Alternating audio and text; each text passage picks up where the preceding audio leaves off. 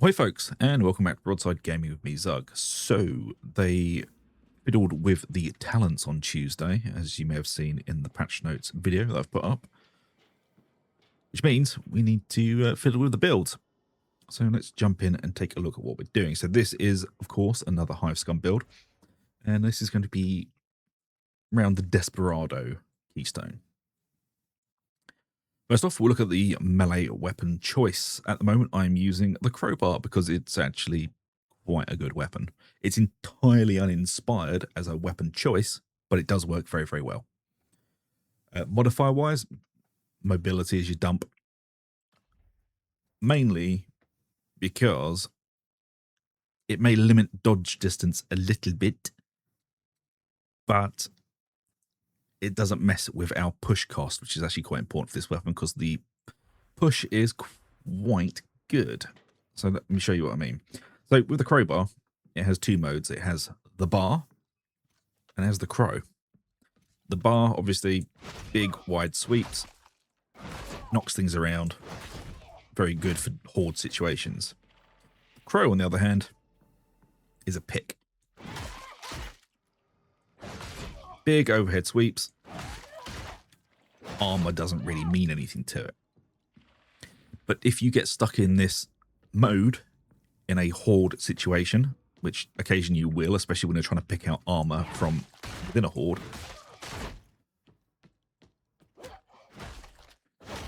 the push block is very, very useful for basically clearing out the horde to get to what you need to. So that is why I would suggest keep defense, dump mobility. But of course, I'm not your mum. Do whatever the hell you want. I'm just some weirdo on the internet. But this is what I suggest. Anyway, perk-wise, we're going with Carapace and Crit. Carapace because basically it's going to help us get through Carapace armor. And Crit because I mostly use this on other builds as well. And Crit serves the Hive Scum incredibly well. But if you don't want to use Crit, you can just change it to Flak. Blessings-wise, I have been changing around on these, but at the moment I'm using Opportunist and Unstoppable Force. So Opportunist gives us 25% rending versus staggered enemies, and Unstoppable Force gives our fully charged heavy attacks the ability to ignore hit mass and have 10% damage, which is just a weirdly low number to have on a blessing. But I'm not entirely sure this perk is working properly. Because if you move your attention down to the buff bar in the bottom left-hand corner, it takes an incredibly long time for that blessing to work. But it does seem to, all right, this is the insane bit. I'm holding the button down at different intervals. So holding all the way down to the end of the swing, and you see it pop up. That was just me tapping the button, and it still pops up. So I don't think this blessing knows when it's a fully held swing. So this is either a very, very good bug that helps us, which means we're getting the hit mass at a random time, or the blessing just doesn't know what the hell it's doing and it isn't actually working. So do keep an eye on that. I will show you again. This is a fully held down swing. You see it pop up at the end as the swing hits. And that's just a tap of the mouse. And as you saw at the bottom, the icon flashed up for it saying it is working, which is, again, it's very weird. Be careful. Okay, that's just all I'm saying. I don't know if this is working as intended because it's damn near impossible to test if it is. So there you go. If you don't want to use the crossbar, any of the other melee weapons are good choices. The shivs are quite good. They've changed how the attack pattern works with them. So they're slightly more intuitive to use, especially the Mark IIs, I think. You know, the ones that do the lovely little stabby attack. Instead of the weird slashy head strike that doesn't seem to do anything. No, the Mark 1s, sorry, the Mark 1s. And then, of course, you've got the poop knife, which is just a solid weapon. Slightly overshadowed by the crowbar, because the crowbar can do slightly more armor penetration than the poop knife can. But the poop knife, I would say, works on everything better apart from Carapace, which it struggles with. On Flak, does pretty well. Carapace, it struggles. So the crowbar will do better and give you, you know, more opportunity on Carapace enemies and lets you twist it around, turn it into a bar, turn it into a crow, whatever you fancy. So basically pick whatever you want. If you're using the poop knife, refined lethality and shock and awe. If you're using the shivs, uncanny strikes and precognition. If you're using the crowbar, opportunist and unstoppable force. There you go. Don't say I don't give you options. Anyway, ranged weapons. We're going to stick with the dual stub pistols for the moment. Our dump stat at the moment is collateral because we don't give two craps about stagger, but we do care about being slightly faster while wielding them, especially in the Desperado build, because this is going to be your main weapon. So this is the only time you'll ever hear me say, yay, mobility.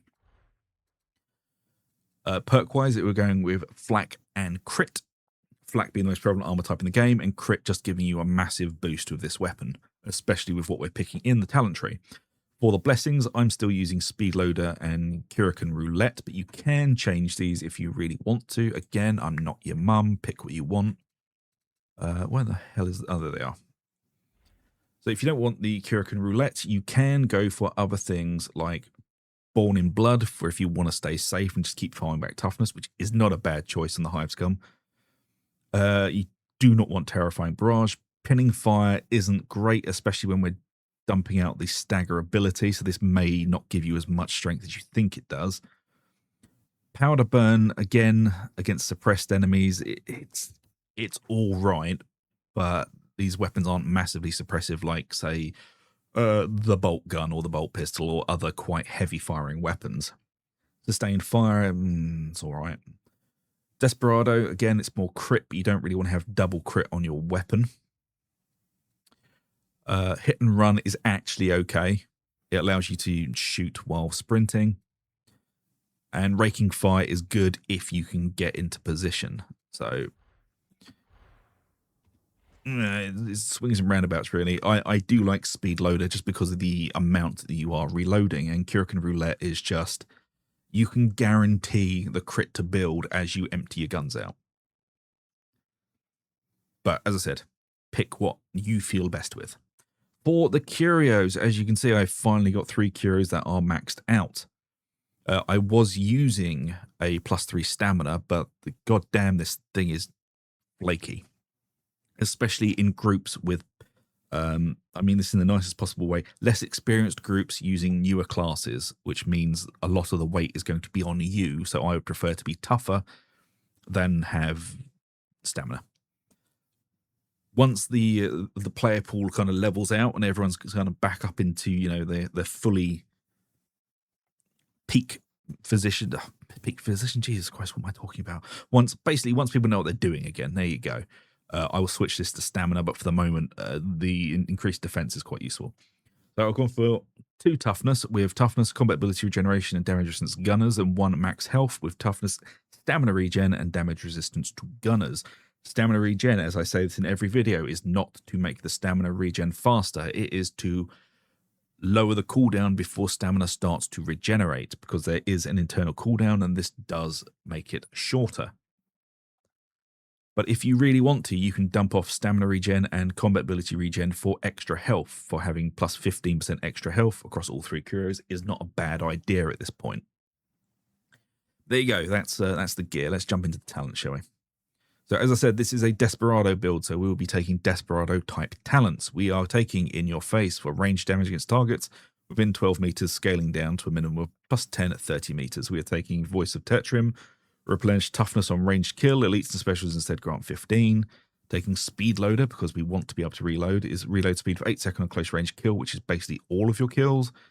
Calling for a timeout, 25% toughness damage taken while reloading, and for 4 seconds afterwards.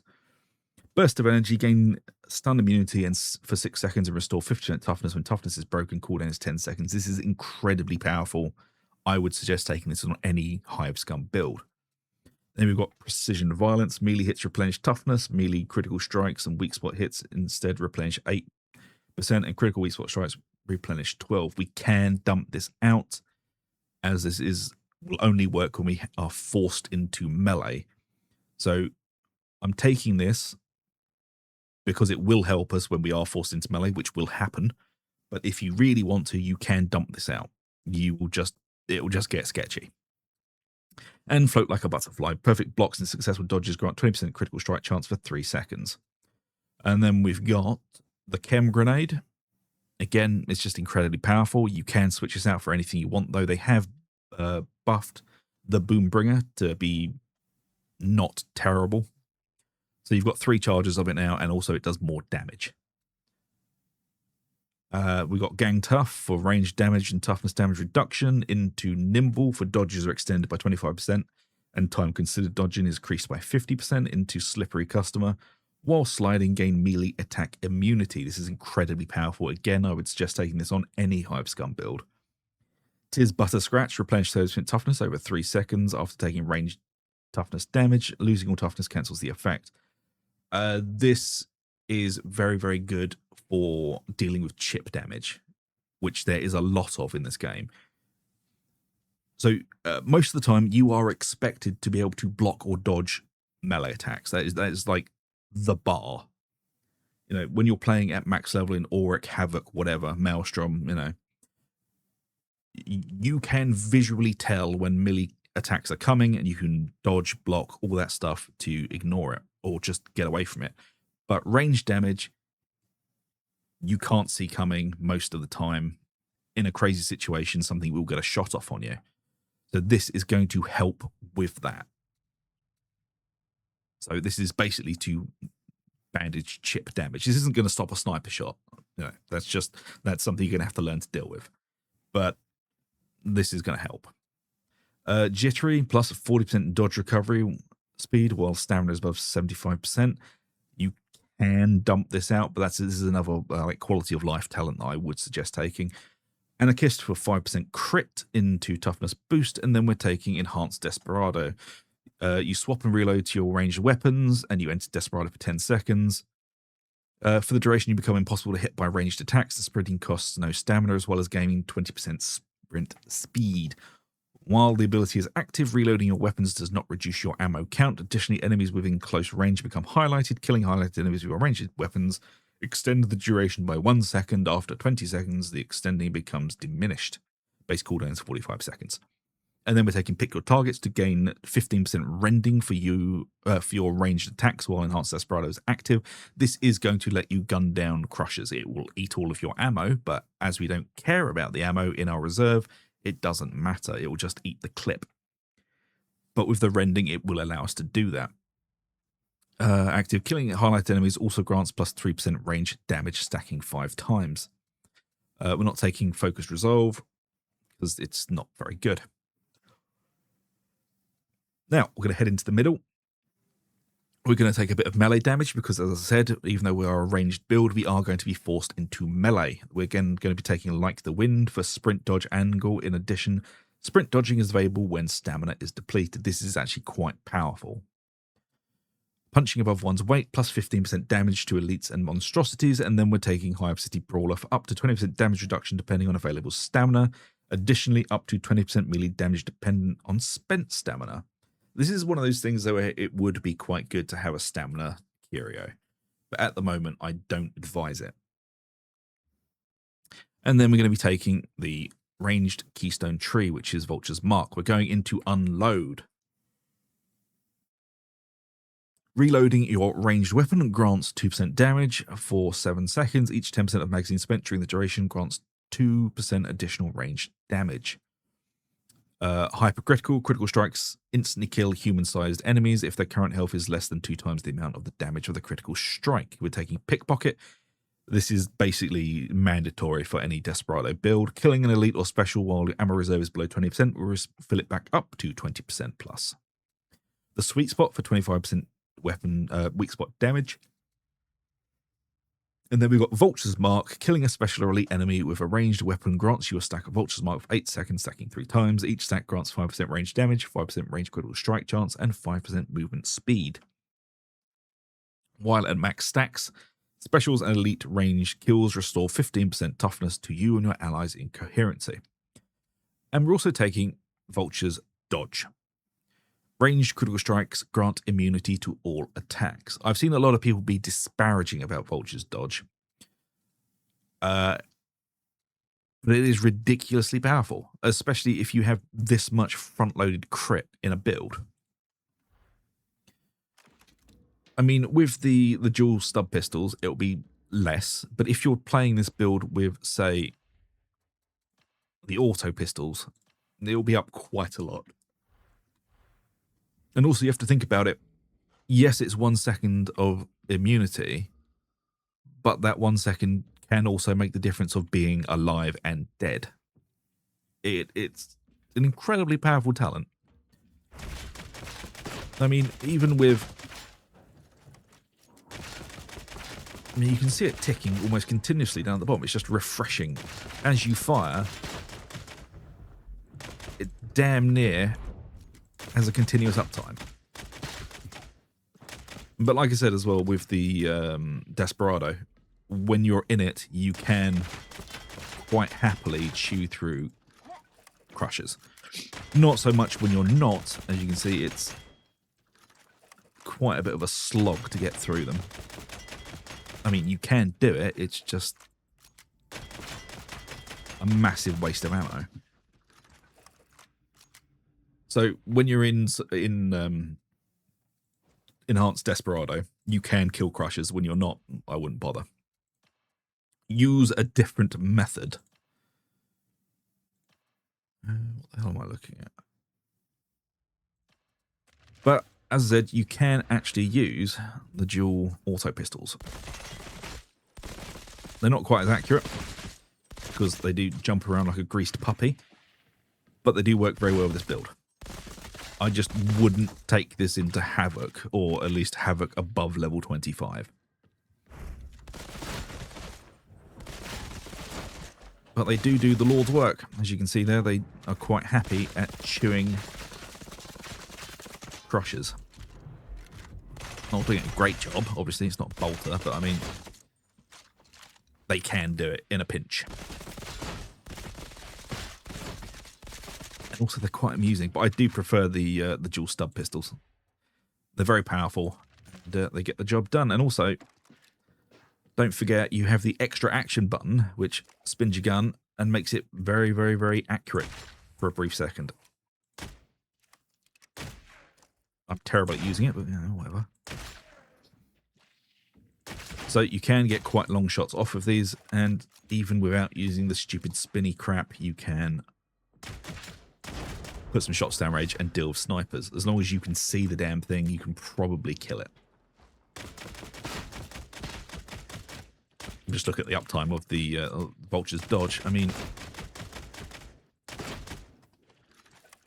it is up quite a lot. Anyway, that's just me fiddling around with things. If you've enjoyed the build, please do like and subscribe. It really does help out the channel. And yeah, I shall see you all for the other builds we've got hanging about, which have all been goddamn updated. So I might as well not done anything last week. Anyway, thank you so much for watching, folks. We really do appreciate it. And I shall see you all for the next ones. Until then, take it easy. We'll see you later.